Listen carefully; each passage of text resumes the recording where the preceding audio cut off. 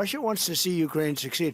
Once it sounds a little strange, but I was explaining to the president, President Putin was very generous in his feeling toward Ukraine succeeding. Ni jasno, kaj bo v 20 točkah mirovnega sporazuma, o katerem sta včeraj razpravljala Zelenski in Trump, rekel Putin. Analitiki menijo, da bo zavlačeval in ga zavrnil. Sta pa Trump in Zelenski dosegla napredek.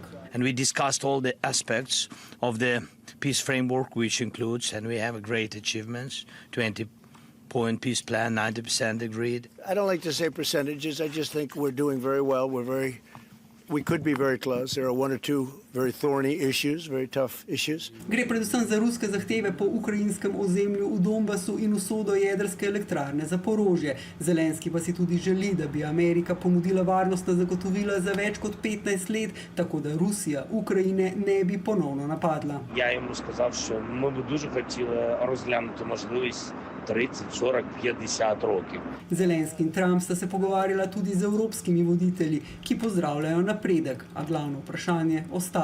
How long do you think it'll take to get this last little bit, as you say, finished? What are we talking So about? if it went really well, maybe a few weeks, and if it went poorly longer, and if it went really poorly, it's not going to happen. That would be a shame.